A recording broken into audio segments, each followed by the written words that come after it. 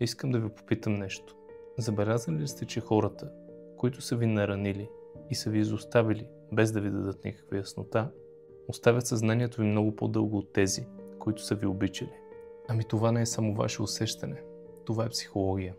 Това се нарича ефекта на заигарник. Това е феномен, при който помним незавършени или прекъснати преживявания, по-силно от тези, които са имали край. В любовта това означава, че въпроси като защо се случи така или пък какво би се случило, ако постъпя по определен начин, са моменти, които ни преследват много повече от връзки, които са приключили с разбиране. Защо? Защото мозъкът ни търси завършек. Когато една история завърши рязко, без обяснение, без погон, умът ни я повтаря отново и отново, опитвайки се да довърши историята. Но ето ви истината. Някои истории нямат край. Понякога изцелението идва, когато ти самият кажеш край, докато другия никога не би го казал. Разбирането на ефекта заигарник няма да изтрие миналото, но може да ти обясни защо все още го усещаш и най-накрая да го пуснеш.